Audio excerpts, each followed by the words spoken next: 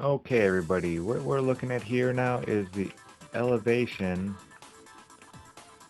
of the county that I live in, Stark County, Indiana. And I went from the southwest corner here over to the southeast corner and then up to the northeast corner. Um, and anybody can do this on this website up here. It is ThinkGIS. Pretty neat. Gives you elevation profiles, all kinds of profiles of everywhere. It's pretty awesome. Um, and you see over here, it's kind of hard to see 750 at the top, 725, 700, and then that would be 675 right here. And then you have your miles along the bottom, 0, 5, 10, 15, over, blah, blah, blah, blah, blah. And from point A to point B, just the width from east to west in my county is about 23 miles.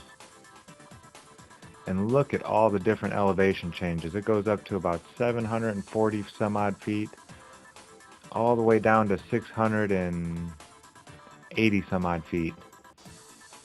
And that's only in a 13-mile distance. Then it pops back up, down, up, down, up. I mean, if you were standing, if you live here and then you're looking west, which would be this way, you know, because B is, or no, actually west would be A. So I did it right. So A is to the west. So even if you live over here, or even right here, you still have so many feet blocking your view. If the sun were, you know, we can see it hours after it's at our midday point. I mean, you live even here. I mean, this is just this 23 miles. You go over this way and Porter County gets up in 800 feet elevation, and that's west of here. So, I mean, even at the top of this point, the peak in Stark County, one of these right here, you go over another county and it goes much higher up. And then you go over 2,000 miles and you have the Rocky Mountains, 2,500 miles, something like that, which are well, you know, thousands and thousands of feet higher than what you see here. So, I mean, we are looking at things very big and very, very far away, and trying to get perspective of that is not an easy thing to do.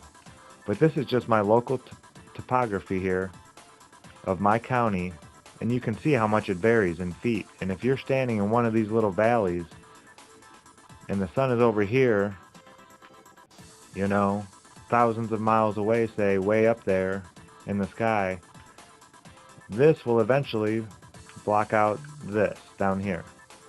This up here will block your view, and the sun will look like it is setting behind it, like it is dropping. But it is not. It is just moving away from you this way.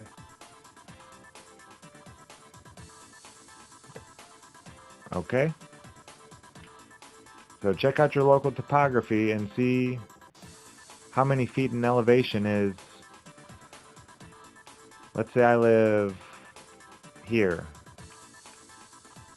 I would have a pretty good view for the next at least 15 miles to where I would see above that. But you never know. In the next 10 miles that way, it can go up. I mean, when you go from here to here, drive here to here, this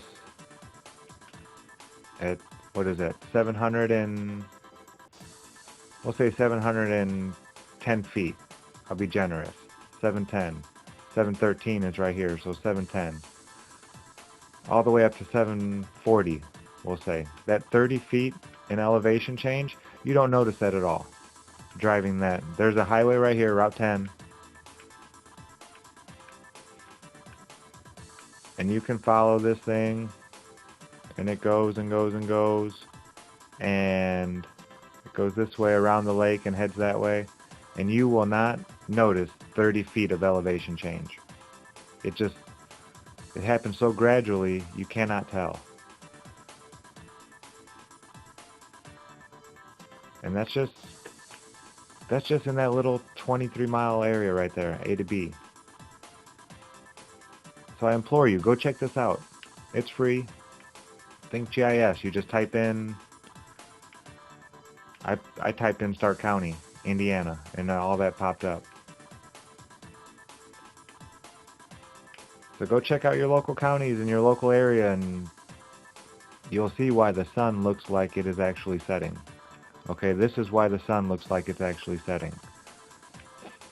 Because even though water is flat, land, earth, is definitely not flat. Okay? There are mountains, there are peaks, there are valleys, and if you're in one of these little valleys anywhere, and the sun gets far enough away, it will look like it is going down.